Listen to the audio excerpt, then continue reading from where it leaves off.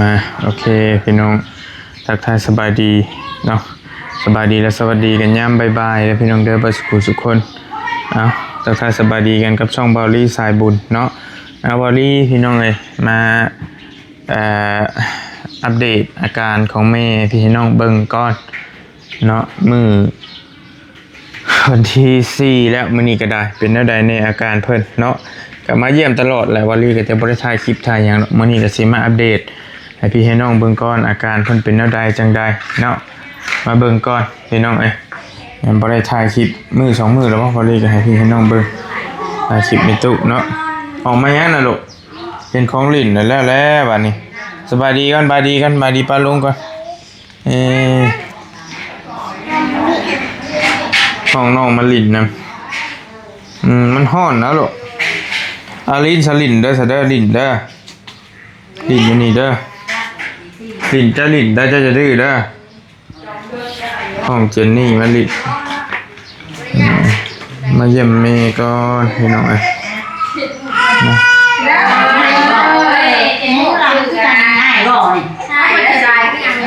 สิได้อีกนิดหน่อยอย่าไปจับมาเดี๋ยวนั้นนะเปิดไฟให้นี่ออกมาพอออกมางานตู้แหละไปเป็นบ่เปิดไฟให้นี่ไปดีเด้อโดยไปแท้นะโอ้ยเอาเป็นเปิดเปล่าเด็กใครจะเปิดเปล่าใครดูได้เปล่ามีเมย์มันคิดว่ามันคุกกระจกหรือใครเปิดใครเปิดเยอะตุ้มเลยตุ้มเมาเลยเนาะไปดีได้ตู้เด้อไปดีมาเยี่ยมบ่เยี่ยมตู้บ่มาดิ่งนี่แหละมันน้ำรถมาลูกมาแล้วมาน้ำลูกมาเกี่ยวเข่าแล้วมามันรถไถเพิ่นมาซื้อเอาเข่าหรอไถเขาขับรถไถเข่าแต่นั่งไม่ซื้อหรอกเขาลูกเกี่ยวเข่าถึงหน้าเขาแหละเกี่ยวเข่าไม่มีแล้วโอ้เจ้าอะไรเดี๋ยวก่อนโอ้ได้แล้วไปมันจะไปเกี่ยวช้างลูกมันดีแล้วมันก็มีเงินมีเงินแล้วน่าจะชื่อดีแล้วจังสิมาข้างนี้ลูกไทยมาต่ำก็เตะไทยเพิ่มเลยเสียงคนไทยดังหิ้งให้รถไทยไงใส่เป็นบริษัทต่ำได้บ่เอาเสียงหนึ่งสิแล้วต่ำมาแล้วมาเกี่ยวเขาเนาะนอนผ่าเขาผมเด็กได้เขาตั้งแต่4 โมงผมไปที่ไหนใจไม่ขาด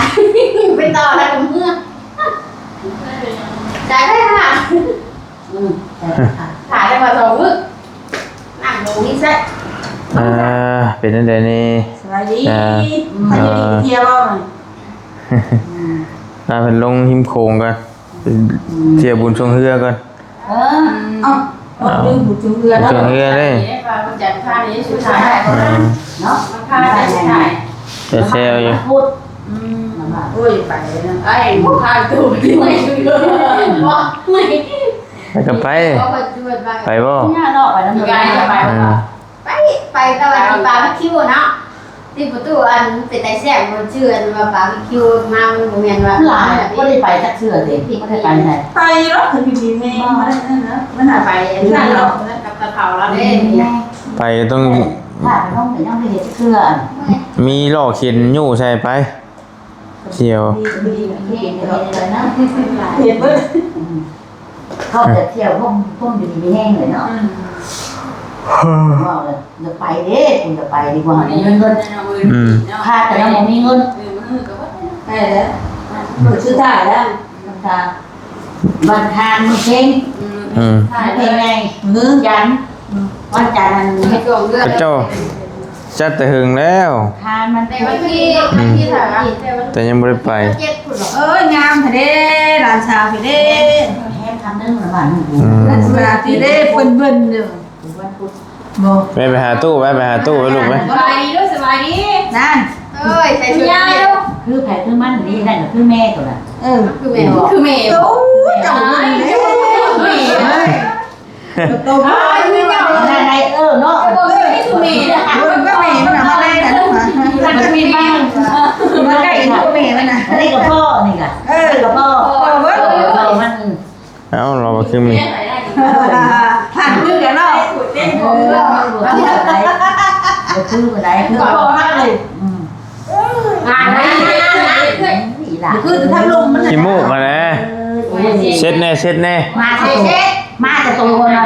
เพาะเก็ตผูก มันเปื้อนนะ เพาะเก็ตเนาะ เอาทิชชู่เช็ดแน่ มาวันนี้มาพ่อเก็ตก็แบบนี้ช่วย ไม่ได้บอกอ่ะ มาเช็ดลูกอ่ะเอาไปเช็ดเช็ดเองก็ไปเช็ดเลยบ่เช็ดนะ เช็ดแน่ เช็ดอ่ะ เฮ้ย เป็นบ้าแท้นะ ให้กับกินแน่ โอเค เบิ้งหอมแม่แก้มน่ะ มา บ่ให้ครึ่งไว้ลูกไว้บ่ให้หอม นั่งนี่ หอมแม่แก้มหน่อยนะ เนี่ยได้ จักอยู่บ่กินไม่นั่ง ต่างที่เนาะคนมาเราเป็นกินมาแต่เราลองเก็บหัว เลยหลอกเก็ต มันแต่ยังเป็นเก็ดผัว เก็บไป หลอกเก็ดอะไรมาให้คืองูเลยเนาะ แล้วยังห่วงอยู่อ่ะ หลอกคาบได้ป่ะนี่ มานะ มาเลยแหลกแม่เอานี่ มาวันนี้หลอกคาบเลย พูดแม่ พี่แม่นะ เอาไปเลยก่อนไอ้กิน บริหารบ่คืนบริหารเลยวันนี้ดิ บ่ เช้าเลยเนาะเบิ่งเนาะ เขาเลยเขาแล้วเขาเลยยัง กินแล้วไปดีด้งว่ะเตียงว่าสายตัวหาโต๊ะไก่ เนาะ มาดี ดีย้อนยังก็ มาเตะเซน้ำกินมาเตะยาโบราณบอก ในมากระเต้บ่ นี่มาเงินนี่เนาะนี่ เตะเซน้ำกินแล้วค่อยหายเนาะมากระเตะโอ้หาค่ำแต่กลางคืนกูแก้ให้ค่ำไปเอามาเซน้ำ แบบได้ในมากระเต้ โอ้ยมากระเตะเฮากินนะมาเฮากินมาข้าวอัน มันกระแตเลย มันบ่เห็นใช่ไหมนะบ่เคยเห็นบ่ได้บ่จัก นี่ คือมาอยู่เรือนนี่ลายว่าเบิ่งนี่ แต่ยังหน่อยที่จักอยู่มันบ่อยากจื้อไปเลย อ้าวกำมันเป็นกำเลย นี่ เป็นหมักเนาะ มันเป็นหมากคือหมากแดงนี่ ภาษาไทยเอิ้นหยังวะ ไปทั้งหมดเลย ภาษาลาวมันมากระแตกระแตมาเต้บ่ เอาก่อนทำออกมาแตกก็แตก ว่าปัญหาแก้ห้างเลยนะเขาแก้ห้างเนาะบ่ได้ติงก็บ่ได้ส่วนมือจังนี่ได้ แช่ดิบเลยบ่ บ่ได้เขาไผใหม่นะมาติ่มที่น้ำหอมห้อย เก็บของเก็บไข่เนาะนี่นะคือว่ามันมาเครื่องกระทางมาต้มกิน เอาเบิ่งดู แต่ที่โตก็ได้มากกันแต่มากินไปกินไปป้า ก็มันอยากลืมน่ะนะอยากลืมนะ กับนายหมักทองเนาะนายหมักทองเลยนายหมักทองเราแก้นะนายผักทองกับกินเมี่ยงนั่นแม่นายหมักทองล่ะเน้นได้เพราะไหนมันเนี่ยกินกระเซ็บมันกันดอกกินดอกมัน ใครอยู่เราบริหารเนาะ กินข้าวก็กินอยู่ดิถ่ายอยู่บ่ ใบมะขามใบมะขามเช้านี่ก็กินกับมันในนี่น่ะ ถ่ายอยู่บ่ ในมะกอ ครับ ท้ายติงให้ยากแหละติงแบบนี้นะ เกาลัดนี่ ว่าจะเชื่อว่าไม่แต่ ชื่อ กินได้อาทิตย์นึงยังทั้งไม่แต่เสียงขี้เหี้ยติเอ้าเขากินเด้มันเป็นไทยห้ามไทยยังเพิ่นว่าไทยยากนะ ยัง ตะกี้ติงกับติงกับยากคือกัน ตะคุงนั่นเลย ไก่ชะท้ายได้ตะกี้มันไหลเลยบ่ อย่าว่ามันหยุดก็ยังหยุดเลยนี่ บ่กะท่าสมเฮากินเด้เฮาบ่ได้กินหยังเนาะบ่ได้กินบ่รู้ทางกำลังเริ่มกินข้าวเถอะค่ำเถอะอะไรมันทันก็กินก็แซ่บปานใด ต่อแบบกินเนี่ย อยู่สิริกันเนาะแม่มันตัวกินบ่สมบูรณ์ถ้าว่ายาใช้ยาแล้วมันอยากห่างนกกันยาหลวงมันข้าวบ่ได้กินน่ะคันว่ากินจังว่าจะยากเก่าจังนะ แน่ก็พายเด็กยางข้าวเนาะทีนี้เรานางของข้าวเนี่ยต้องจะเฮ็ดได้เพราะว่ามันเป็นเพได้กระเพาะเขาเป็นเพอยากจะกินของข้าวติดเชื้อได้ไงอีก มาถกยาหาเก้าเตียงมันก็ห้าแตกห้าเตน มันมี ถือขึ้นยาแต่กินบ่ได้เลยกินแต่ลูกเตียงก็ว่านั่นแหละของข้าวนี่จะได้โดยนะ นั่นแหละ มันบ่ย่อยนะพอมาขอได้ซะตายแต่กินน้ำนึกว่ามันดีก็บ่ได้ท่านใส่บ่ย่อยละไรจานขอยาเตียงว่าได้เตียงเบ่งให้ยายังน่ะยาดีอันนี้แหละมันกำลังติงฮ้อนบ่เฮ้ยบ่เตียงบ่ได้ฮ้อนได้แฮะเตียงบ่คือฮ้อนค่ะ มันเอาเทสน่ะนี่เหรอ เจ้าก็เป็นมันขยังบ่ เอาเขาว่ามันกำลังบ่ดีกำลังบ่ทำงานมันยังข่อยคือบ่ได้เห็น โอ้ยมันกำลังทำงานคนแห่งไปงมเนาะ เอากำลังเจ้าบ่ทำงานเอาข่อยบ่ได้เห็นงานติงว่าใช่ได้เอาไปกวดตะกี้ได้ บักขยังบ่ทำงานเจ้าบ่ได้เฮ็ดงานติ มีเนี่ยว่ามันกำลังบ่ทำงานเนาะข่อยบ่ได้เห็นงานแล้วเราอ่ะมากำลังอัดเชก ฉัน มันกำลังเริ่มแล้วนะ เข้าใจแล้วแบบนี้เนาะตะกี้ข่อยบ่ได้เห็น มันเป็นไหมน่ะตึก กำลังเริ่มระวังเด้องดโลดเค็มน่ะ ฮะ ของเค็มข เค็ อ ม งหยัง หน่ น่ะ อยกินเค็ม กินไปน้ำชาในเดือดจ้ามาเกลือพุ่นแหละ น่ะ บ่ายเกลือมื้อนั้นก็คือกระบังมันจ้ำ มัน ตู้แล้วไว้ใช้บ่มี มันจะเกณฑ์ใส่กระเพาะหรือตัวเองไง หัวแตก มันยังบ่ทันเป็นนักเด้นี่ โอ้ยได้ไว้คักคดี ตะกี้กินวันของแห้งเลยตะกี้แกมันเกี่ยวใช้กับกระเพาะได้ อืม การแบบ กระเพาะลำไส้ ตู้ก็มีกระ กันคือกัน แล้วก็มาหวาน อันเดียวกัน อันเดียวกันเดียวกัน เรียกอะไรเบิ่งแน่ผู้เจ้าอ้วนบ่อ้วนกับมันชมบ่ได้ อันนั้นตีนั่นก็ปุกเลยคือกัน โนกลงมาหรอมาพี่ กี่เหนียวหวาน อย่าแล้วเป็นยัง เหนียวเด็กนะบัดนี้ติงเจ๊เบิ่งคือบ่ได้หวานหวานแต่กี่น่ะหวานได้แต่กี่น่ะบัดนี้บ่ได้ มันบ่อยกับมันเศร้า บ่ ยืดให้เสือไว้หรอ เอ้า ยืด บ่เศร้าตรงไม่ได้เป็น ให้มันหลายนี่ เศร้าเลยล่ะ นี่กระเพาะเนี่ยบัดประทายมันยากอันนี้ลำไส้มัน เรากินเสือแม่ไปเสือแม่กินเบิดเลย กินเต็งกินบัดทุกแน่ไม่เต็งอย่างอันน้องไม้เต็งบ่อยากชื่อนี่เต็งบ่อยากได้แกง กูอยากซื้อแล้วมันก็เศร้า เต็งบ่อยาก ฉีดงูได้ยังมัน มันก็สบายอ่ะ บัดซี่น่ะกิน เพราะว่ามันกำลังแล้วตายนะ มันตายเลย อาหารมาทำงานบอกว่าข่อยบ่ได้ทำงานบ่จักเนาะเพิ่นบ่เว้าแท้เนาะตะกี้ในบักขลังเจ้าบ่ทำงานข่อยบ่ได้เฮ็ดงานในค่ะข่อยน่ะบ่ได้เฮ็ดงานมันเป็นหยังเนาะ ไม่ยักหนูบอกนะว่าให้คนมันว่าทาน กินผักกินร้องผักทานเองอันนั้นกันดิเพราะฉัน แรกเพิ่นว่ามาพลังเจ้านะอักเสบ อักเสบเห็นอักเสบอักเสบแล้วอักเสบ ทำงานดอกแต่ว่าขอไม่ได้เห็นนักไม่ได้เห็นงา ไอ้ น เสได้มันเจ็บนะ อ๋อ ระวังเด้อมันยังบ่ทันนักสิเด้ฮะ ตัวเป็นไหมนะ ให้คอยนะไม่จักระวัง ระวังน่ากินนี่แหละอาหารการกินเท่านี้แหละ ระวังพวกอาหารไว้สินะ มี มันเลย ได้ให้ได้จ้างไปเกลือกะ กินผักก็ยังกิน เห็นบ่ ยังไงมาแต้แต่ว่ามันดิบตัวนี้มี นี่นะสันในมันสบายอยู่ เขาต้มกินได้ไงดีกว่า ไอ้แล้วมาจีนะมันห่าวมันหลุดเบิดพักมันอันนี้น่ะ หมากปิงหมากบิง นี่ในมันทางกลาง ท้องอะไร ขยังอ่อนที่น่ะมาต้มกิน หมากอิงตัวบอบิงหมากบิง มันบิงเหรอ หมากบิง มันเอาไป หมากบิง ไม่ใช่ว่าแพ้นะ นี่พี่น้องเอ้ยเห็นอยู่บ่ ดิบยา หมักบิงหมักบิงเอาหมากมันแก่แล้วป่ะ มาห่าวมันนั่นมันหาน้ำกระแตกออกจากกันในมันคู่ลงขึ้นได้มันก็บกงูกินนี่ เดี๋ยวเผาไผ่ป่ะนี่ มาเผาไผ่ แล้วเชน้ำกิน เทน้ำกินเดงต้องน้ำมันหอม กินเจ้าชอบมันก็ลูกกันเอ้ยหนกมือ มันเด้อจ้าดิบก็ได้กินได้เบิดอันนี้ โอ้ ดิบมันไม่ดียังกินแค่ กินเสียบท้องอันนั้นกินดิบ ต้มกินก็ได้ไม่ได้มาแบบนี้มัน มันก็สีหวานๆเนาะแต่มันยังนอน ไปหยันได้ก็ได้อยู่ แต่ นะ ปูมันก็ว่าเช่เอา หลอก เอาหมกที่นั่งขานี่ได้ขึ้นมาที่นี่เด้เนาะได้ที่ใจไม่ได้ แม่มันหลอกมันหลอกเจ้า หมักบิงหมักบิง บิงที่เอ้ย นี่ ฉันคนไทยบอกมาว่าขึ้นยากเด้อ บิงที่ หมักบิงบ่คันคนภาคอีสานเฮาจักอยู่ เขาน่าจะมุ่ง เอิ้นหมักกะแต้คือสิจักอยู่ แล้วก็มาแต้นะ หมักบิง เดี๋ยวกันเมื่อเฮ็ดได้มื้อน่ะไปไรย่ามึงเอ้ยว่าโบกประตูไปหาเนี่ยโพเสียงเบิ่งกินมากระเตด เดี๋ยวค่อยดีแล้ว กินได้ค่อยดีเพิ่นน่ะ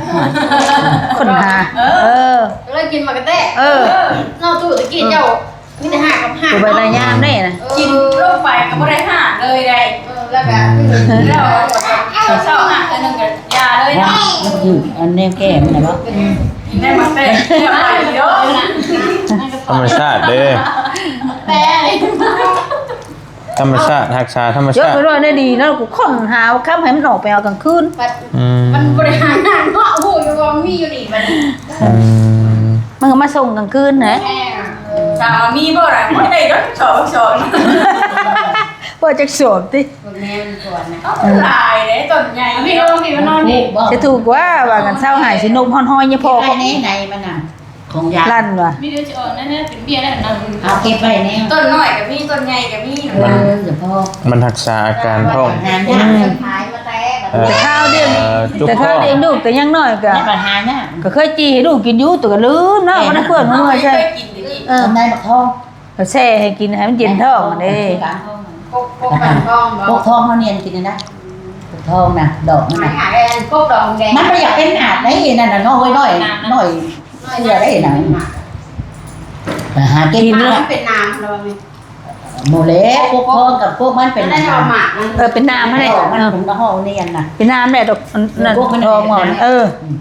น้ำสาวมัน อยู่อันเดอร์หัวเพื่อนนั่นเป็นบักติ บักแล้วของ เซ่ แม่ นี่ นี่ นะ นะ มันเต้เด้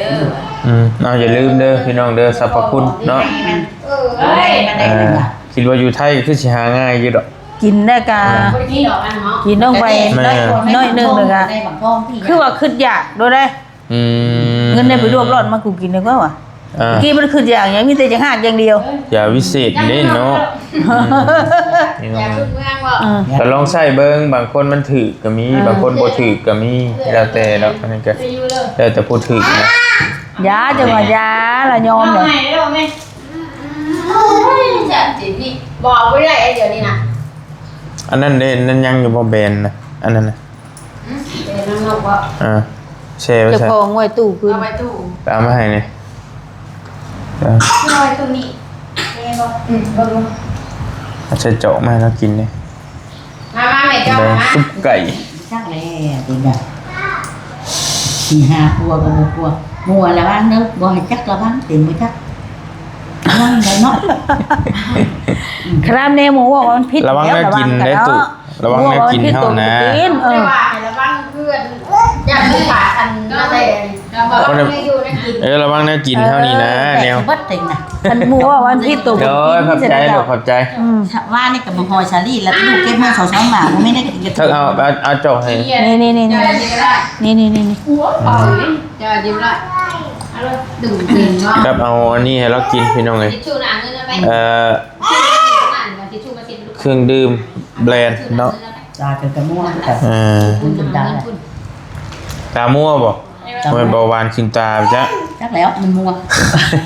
ตะกี้ยัง น้ำเนี่ยนี่คือเปื้อนๆให้ หน้ามันกันกินนี่นะ มันคือคุณ กิโลใหญ่ตัวหนังสือหน่อยขยะโลขักกิโลนี่ว่ะทานมาแล้วก่อน เอามาใหม่ดู กินหักเลยตัวน่ะ บ่สะอาด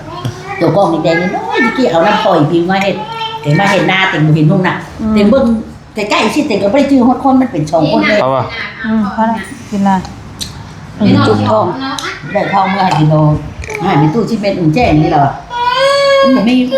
หามาจับบาทนี่ว่ะ เนี่ย มันใช่ จักแม่เนี่ย ว่าเฮ้ย มันยังเป็นยัง ตีมันน่ะอันนั้นนี่นะ มันยังอีเนี่ยมันเป็นบ่ ไปช็อตเด้อลูกเด้อ อ๋อนั่นตีตีมันลอยยัง ไปกดตัวห้อนเถอะเด้อเด้อ บนแง่บนแง่นะนะ ก็เป็นบ่ฮะ พี่บ้านนั่นพี่น่ะ พี่เอาน้ำตัวพี่มา น่ะ พี่เอาน้ำน้ำป้าพี่ไปกดถึกตัวห้อนเพราะให้ในโลกมือได้ ลวกเลย แต่ไปกดได้เพิ่นได้ไป ตีนก็ไปแล้ว คนแย่งกันละจังเลยนะไม่ก็เห็นนะบอกเลย ต้องใส่ก็โอเคอยู่ติใครในจะบ่อยากเข้านะเบิ่งนี่บ่อยากเข้าบ่ทันอยากบ่ได้ ท่านอยากกันได้อยากก็กินเล็กน้อยแล้วก็จ้าท่านกินข้าวเสพเนาะ ที่เขาไม่ใช่กินน่ะ3 ปีแล้วบ่ได้สักอย่างไม่แห้ง 3 ปีแล้ว ทางนี้เราเป็นก็เพราะเป็นแน่เนาะ3 ปีแล้ว บ่มันยังบ่นักได้ ตัวโล ยังบ่นัก คือ ซื่อ ตลอดก็ยังบ่ได้ ชมแล้วบ่มี มันบ่มีจะทุก ชมแล้วบ่มี เดี๋ยวมันจักว่าบ่มีใครดอกบ่ ยันมาเพราะว่านั่นก็เข้าแต่หึงไหนโมเมนต์ที่ว่ามื้อนี้มื้อวานไหนแต่หึงแล้วแต่อีกาดพุ่น แต่ แต่ถือผ้าอีกาดพุ่ เห็ น นรับป่วยก็แต่อีกาด อีกาด อยู่ในท้อง อยู่ในท้องหกเดือน อีกาดโชว์จน จนสิตาย จนออก อืม เอาสมมุติดิ เจ้าของเนี่ยนั่นที่ว่า อาการเจ็บมุก นี่เป็นคนบุญมีเนาะ เจ็บมุกไหม อืม นี่เป็นคนบุญมี เอ้ยเช็ดมุก โอ้ยยังกลัวมุกเอาเนี้ยเอา นี่หมอให้เช็ด อืม อยู่ว่าไปใช้หนึ่ง แต่ก่อนข้ามบ่ได้ใส่เสื้อผ้าก็ข้าม จำพอไหม เอาขอแทงแม่เลยก็ได้ ใช้เลยดิวแล้ว ไปบ่ มีไปเกี่ยวข้าว ไปลิ้นเลยอยากลิ้นนั่นนึงบ่ ไปเกี่ยวกับลูก ดินแถมนี่ด้วยไปย่างดินพ่อกับบ่ลูก อาเสาเนาะ ได้ไม่ได้ เจ็บหัวอะไรบางทีกัน อาการขาดเดียวได้นั่งเดียว ยังเย็นจังเนาะได้บ่ มีกะหาก็ลูกว่านี่ก็วันนี้แหละ กินอันหนึงผัดพริกอันหนึงยันตื่นท้อง บ่ยันว่าจะว่ากินไม่แห้ง เอาเนาะกระเพาะอันนี้อะไรก็ได้ เมนแล้ว ท้องขึ้นไปเอาอีกแหละ พ่อเนี่ย กินใช่ตัวน่ะ ฮะ กินใช่ เอ้าบ่เลยเนาะ ยินดีนะกินเชิญ เออ แทนคนไข่พ่อ มันอยากห้ามบ่ กินเย็นลงไปยามันบ่ยาเมตามินนี่แหละ เป็นนั่งนก มัน บ่ลุงห่างกายที่นะ ถ้าปลูกกินก็ได้กันกินไม่ได้ได้ บ่มันบ่ได้ข้าวใดมันบ่แม่นโตเป็นขวดน้อยๆนั้นบ่เป็นหยังนี่ ห นะ วานๆตัวนี้เนาะ แม่นบ่ได้ มี เป็น บ่ หยัง โตข้าวเจ้านะ บ่แม่น หรือว่าบาของโทรทัศน์เนาะ หวานนั่นเป็นหน้านะ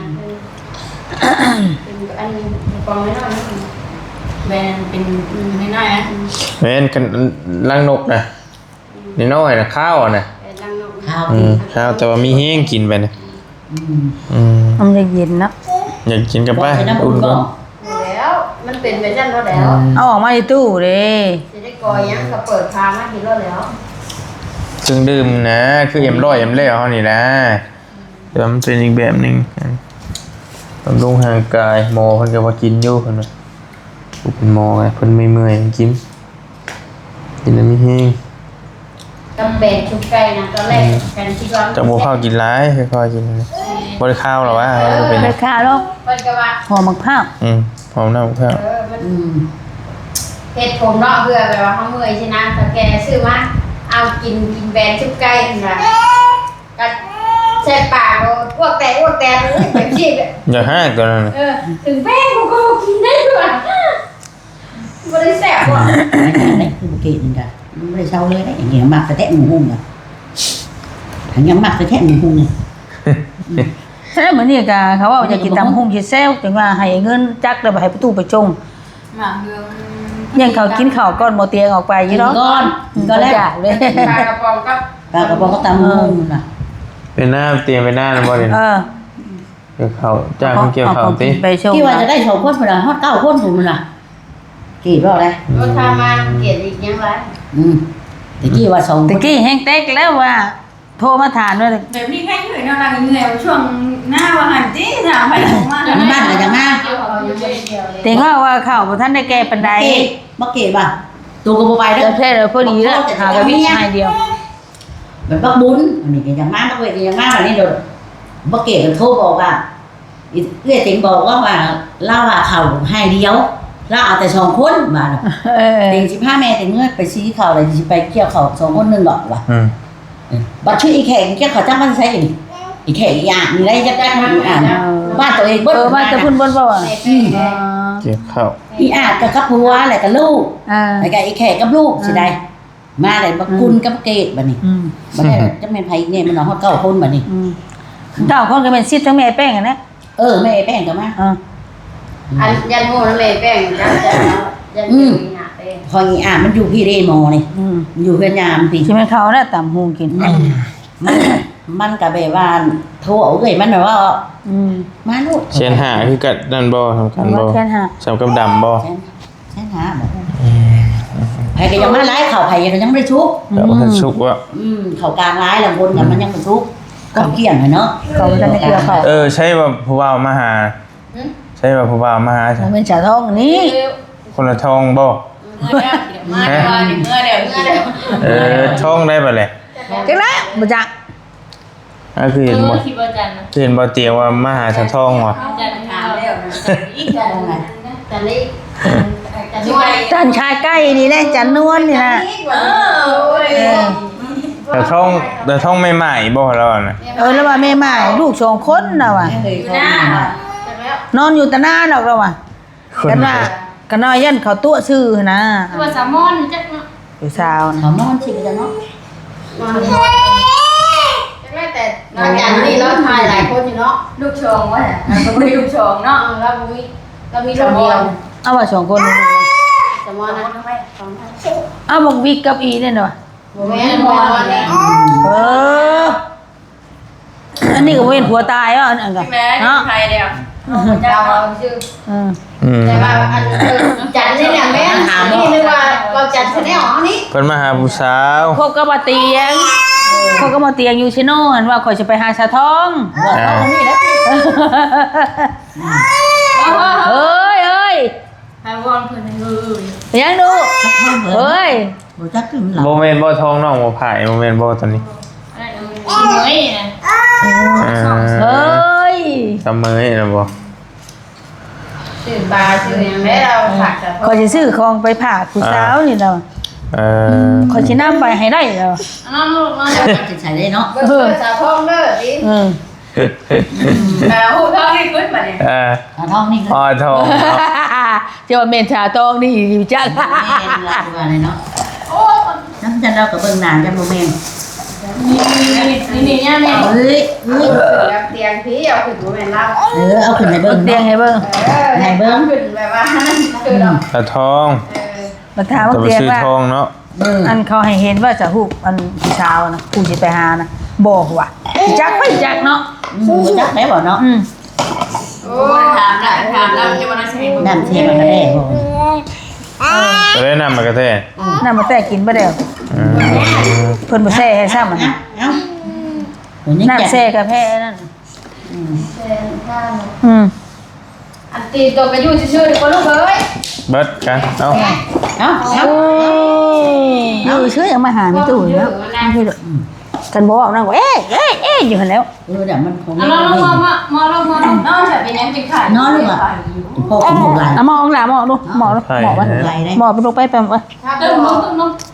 ถ้ามันนอนอยู่นิ่งๆนะแปลว่ามันแห้ง เอาคนนอนอยู่เนาะคันนิ่งหน่อยนอนนั่นนี่นักแห้งแหนเบิ่งด้วยนะ เบิ่งแน่เด้ไปใช้ก็บ่ได้ตีนน่ะผมแม่อยากกันแบบว่าดีเด้ ไผเห็นนะลูกไผเห็นนะ หูลงมาใส่ ไผเห็นนะ วางเกี่ยว ฉันแหละฉันเอาป่วยสิให้กดเต้าเมมลงมาสี่แข่งเอาให้กับแข่งเต้าฉันแต่นี่สัตว์ ยังมีตัวว่าก็ที่โคตรจับไว้เลยเดี๋ยวตีนนั่นแล้วเฮ็ดมันบ่ตรงกันเด้แงกมันอย่างเงี้ย นะมันก็มันนอนกัน อยากคือเอาขี้ดินพ่นเฉียบแท้เลยว่ะมันก็ปั้นขี้ดินพ่นเฉียบก่อนมันบ่ค่อยได้อยู่ได้ว่ะ นอนกันสบายเลยจังมักลง ตึมลงล่ะ นอนบ่พอนาที ไปแม่งนั่นต่อได้ห้องได้แม่งยังน่ะ เป็นใหญ่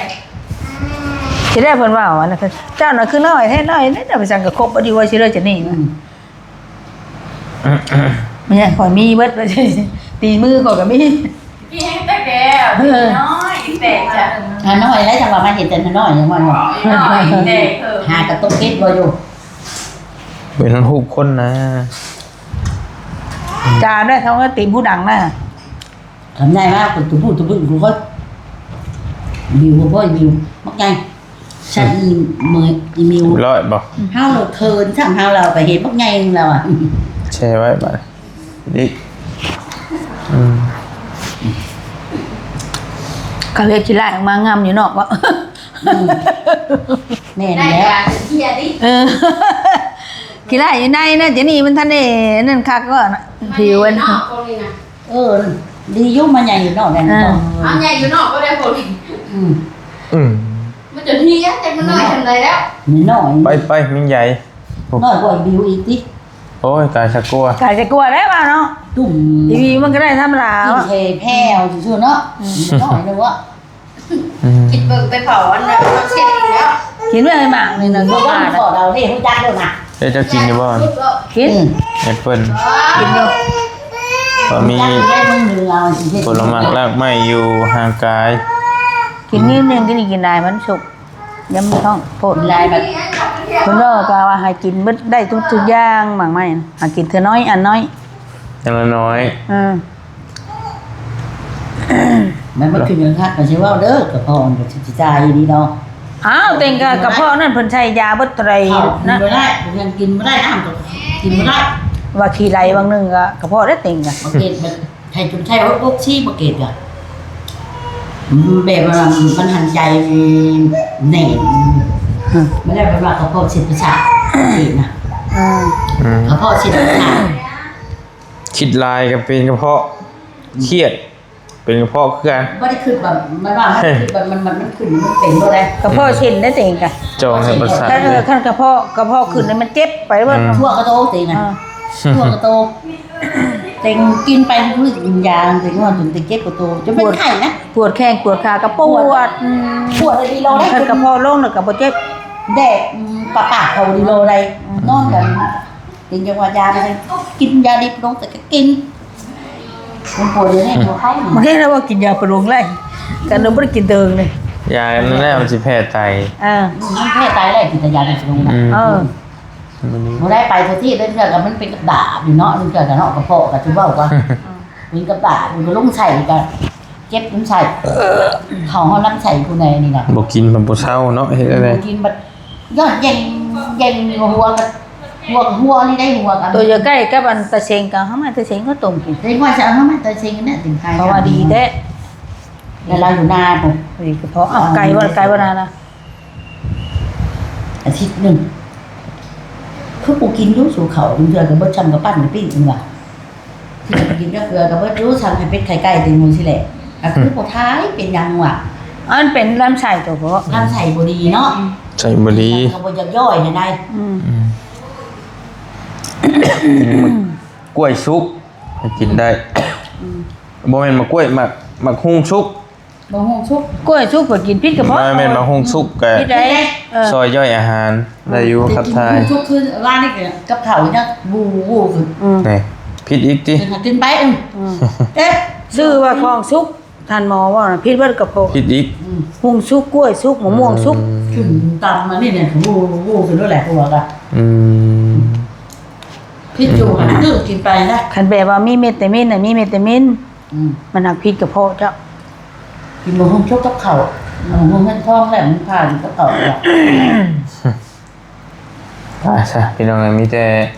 บริก็สิออกไปข้างนอกก่อนบัดนี้มาเยี่ยมทั้งแม่ตู้เพิ่นเนาะ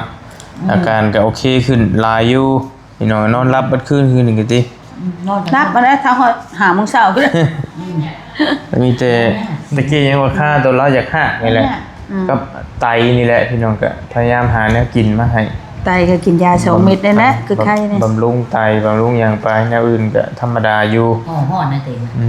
ม ห่อตู้ตื่นขึ้นเลย แล้วหอนไม่ได้ยังเนาะของกินยามื้อเนาะยืมยาเนาะ เต็งมันแบบมียากินนะกินจะได้ปิดเรากินไก่กินชิ้นหมูจะได้แบบกินกระปูอยู่มันแกงก็ปดงก็ไม่น่าเลยจ้ะ อืม กับเลือดเนี้ยวเราหน้าเนี่ยเราปวดมึงนะเลือดเนี้ยวเจ้าเรา กับตัวอยากหักเลยเช้าย้อนมากระเตะว่าซะพี่น้องเนาะ หรือว่ามัก ปิงบิงมักบิงมักบิงมักบิงภาษาไทยมักบิงเนาะได้ยาธรรมชาติบ่ได้เสียเงินจะกี่จักบาทพี่น้องเอาอยู่หน้าบ่ค้ำมากินแล้วก็เศร้าอยากหักอันน่ะ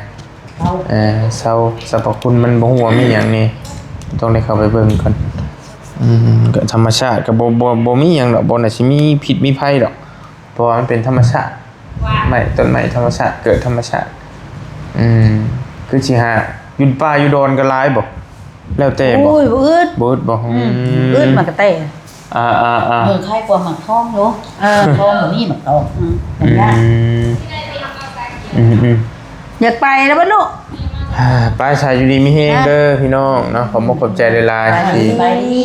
ติดตามอาการทางเมย์พี่น้องมื้อนี้ก็โอเคแล้ว ไปเที่ยว โอเคหลายมื้ออยู่